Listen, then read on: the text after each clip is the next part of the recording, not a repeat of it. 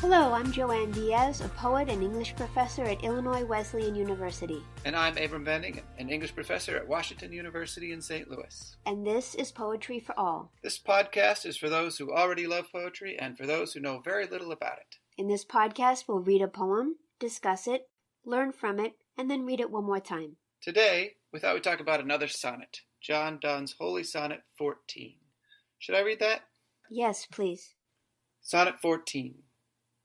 Batter my heart, three-personed God, for you as yet but knock, breathe, shine, and seek to mend, that I may rise and stand, o'erthrow me, and bend your force to break, blow, burn, and make me new. I, like a usurped town to another due, labor to admit you, but oh, to no end. Reason, your viceroy and me should defend, but is captive, and proves weak or untrue. Yet dearly I love you, and would be loved fain, but am betrothed unto your enemy. Divorce me, untie or break that knot again, take me to you, imprison me, for I, except you enthrall me, never shall be free, nor ever chaste, except you ravish me. This has to be one of the most emotionally urgent poems I have ever read in my whole life. The levels of religious despair that this poetic speaker is feeling. This is a person in a lot of trouble. He feels like a prisoner. He feels like reason, which is God's gift to man, has left him and has aligned himself with sin. He wants to be close to God, but he simply can't. So in all of the history of English literature, I feel like this is one that really gives us a sense of how lonely it can be to feel this level of religious crisis and despair. Could you talk about what you see happening as the central problem or tension of this poem, Abram? Yeah, so basically, you can get at that central problem pretty well if you isolate all the verbs. So this is a sonnet loaded down with verbs. Knock, breathe, shine, rise, break, blow, burn, make, etc. It's just verbs everywhere. And yet only two verbs are ascribed to the I. And they come at line 5 and 6, I labor to admit you. And then at line 9, dearly I love you. So I labor to admit you and I love you. And that is the central problem of the poem. This is a poet who is desperate to be made one with God. I love you, I labor to admit you, and yet it's not happening.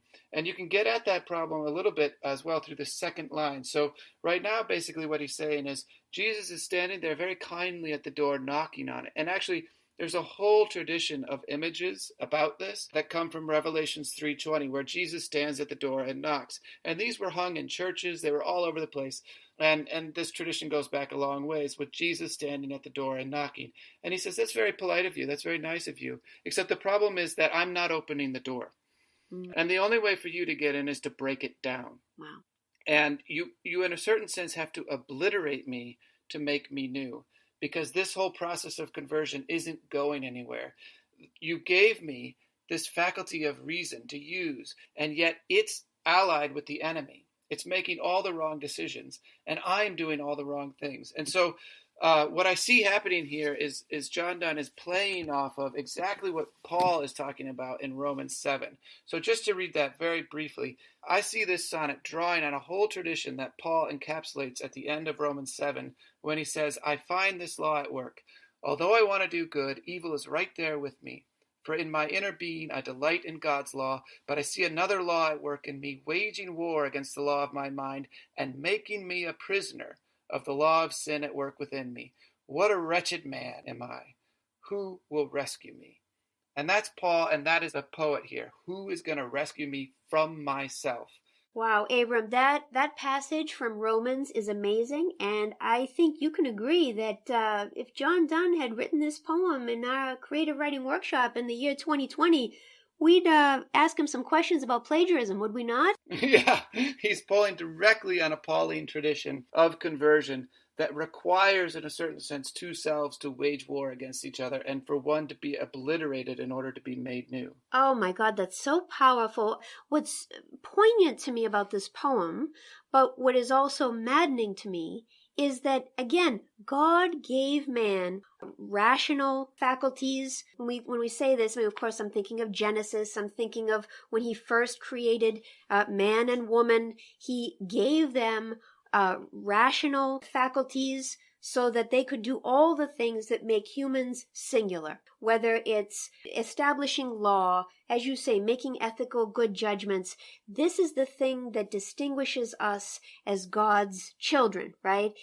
But it's as if John Donne in this poem is looking a gift horse in the mouth. He's saying, this gift you gave me is no good. It's like, I mean, what is he hoping to achieve in this conversation he's having with God? Obviously, the answer is he has no reason left. It's not there for him anymore. It's not working for him. And so that's why this poem feels so emotional, feels so urgent, and everything feels like a command to God. Right. Emotion is going to be the solution, in a certain sense, to the fact that reason is now allied with the enemy. And so what do you notice when you get into the sort of emotional dynamism and force of this poem? How does he achieve that effect of so much emotional power? Part of it is we know he's building upon a very vast sonnet tradition in English. We know that he's writing this poem in the midst of a tradition in which poets have written thousands of sonnets to objects of desire that are of this world. What's interesting is that he is addressing, instead of a woman or object of desire, he is addressing God. So that's a really innovative thing that he's doing. The other thing that he's doing is he's working with the iambic pentameter line, and he's creating variations within that line. So that, Abram, when you read it a few minutes ago, I could really hear where he was speeding you up and where he was slowing you down. And one way he was doing that for you was with commas within the lines. And we call that caesura. Whenever there is a deep pause in a poetic line, that's called caesura. So look at just lines 1 and 2. Batter my heart, comma, three-personed God, semicolon.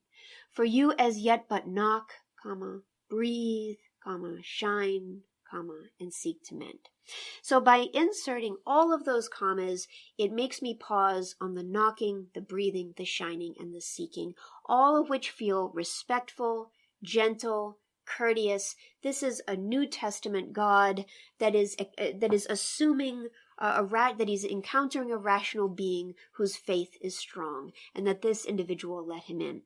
But if you look at line 2 against line 4, then you see a whole other set of commas and caesura. So, as yet but knock, breathe, shine, and seek to mend, that I may rise and stand, or throw me, and bend your force to break, blow, burn, and make me new. So look what he's doing. He's aligning line 2 and line 4. He's saying, don't just knock, break the door down. Don't just breathe a little breath, blow. Right? Blow a crazy strong wind at me. Don't just shine with your typical divine radiance. Burn, give me a sunburn so I know you're here, right? Don't just seek to mend me, make me new. Destroy me and make me new again. This incredible violence suggests just how radical a transformation will be required for him to feel his faith again. And just to build on the way in which he's playing with the sonnet tradition to get at the emotional dynamism of this poem, the twisting that he's doing, the despair and the hope and the longing are brought together by essentially having 2 turns back to back. So a sonnet tradition usually has a turn at line 9, sometimes at line 13, and here he has that turn at line 9. Yet dearly I love you. That yet indicates to us that he's got a turn in the poem. And we expect a kind of resolution to begin emerging here. And yet immediately following that line, in the next line, he turns back. Yet dearly I love you, but am betrothed unto your enemy. The but there is a turn back on the turn that just happened. And so you get that sense of a person almost twisting on the hook. I love you, but I can't love you. I want to be with you, but I can't be with you. I want to do the good, but I do the wrong thing. And this is how he builds in that sort of twisting, warring self into the poem. Could we backtrack just a little bit? I love what you're saying about the turn, But in order for us to earn the turn, if you will, Yes. we have to get through. And Donne is a metaphor-making machine, right? Like, it's never Right. enough for him to just have one important metaphor in a sonnet. But one of the most important ones is the idea that the poetic speaker is like an usurped town, a town that's now been invaded and occupied to another due. And that another is sin, right? He should be this sovereign state or this sovereign town that is independent and has free will thanks to God, but has been invaded and is occupied by sin. And that's where the labor comes from. He labors to admit God, but it's futile. And then the other metaphor within the metaphor of the usurped town is the idea that his rational faculties, his reason, his free will, which is a kind of governor or viceroy in him, should be defending him, but can't because it's been kidnapped or captive by sin. So then on top of that metaphor, we have this idea of this notion that he's betrothed. So he's not only been usurped, not only been occupied, but now he's saying that he's betrothed to sin, which is the enemy of God. Could you talk about what happens then in those final lines, the violence of the request for a divorce, for an enthralling, and for a ravishing? Yeah, so I think it is important to note that violence, because this is a kind of violence that we could all agree would not be good for one human being to do to another. Divorce me, take me, enthrall me, ravish me. These are not good things. And so part of the paradox of the poem are these are the things that he's begging God to do to him. And only God can make these kinds of things good things, because these are the only kinds of acts that can overcome him enough to bring him to what he actually longs for, which is union with God. And so the end of this sonnet, that the last 6 lines of this sonnet are their own sentence, which shifts the metaphor again to this sense of erotic union. Yes. And of course that builds off of this whole sonnet tradition, except now turned to God. And in a certain sense, he's building off of his own experience, which he wrote plenty of erotic poetry before he became a minister. And he's basically using that experience and that sense of union to think about what a real spiritual union ought to look and feel and be like in his life. And so he's pulling these traditions together here at the end of this poem. That is so powerful. And, he has a sort of if-then conditional at the end of this poem. He's basically saying, unless you enthrall and ravish me, I will never be free. And yet, God doesn't speak back at the end of this poem. We have no sense that this ravishing will happen. So when you think about the insight of this poem, why, if at all, would you commit such a thing to the page? What is it that John Donne is trying to achieve in the articulation of this poem, do you think? I think there's a basic sense in which the desperation he feels is on the one hand very particular to him, and on the other hand something that he is preaching about on a regular basis. He knows people going through this exact same experience. They are, on a certain sense, on a journey to God. They want God. They long for God. And the longing for God is the beginning of the journey to God. But the question is, how does that journey end? And does it end? And will it be consummated? And here it's an open question. It's left hanging. And again, if you think about the sonnet tradition, it's often written to a beloved who the poet never actually gets with in the end, right? So it is always this distant sense of love, this love that is never consummated. And so even writing into that tradition creates almost a sense of despair behind this longing. Will it in fact ever be consummated? It's left uncertain by the end. That actually is really helpful because it suggests to me that to truly feel a faith and a closeness with God is a struggle. It's a journey. It has many highs and lows and bumps along the way. But even knowing that could provide some kind of consolation to anyone who reads this poem. I find that very moving. Yes.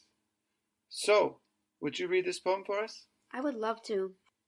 This is Sonnet 14. Batter my heart, three-person God, for you as yet but knock, breathe, shine, and seek to mend, that I may rise and stand, o'erthrow me, and bend your force to break, blow, burn, and make me new. I, like an usurped town, to another do labor to admit you, but oh, to no end. Reason, your viceroy in me should defend, but is captive, and proves weak or untrue. Yet dearly I love you, and would be loved fain, but am betrothed unto your enemy. Divorce me, untie or break that knot again. Take me to you, imprison me, for I, except you enthrall me, never shall be free, nor ever chaste, except you ravish me. Thank you. For more on this poem and for some notes, for an image of Jesus knocking on the door of one's heart, please visit our website and please follow us at Instagram, Facebook, and Twitter. Thank you for listening.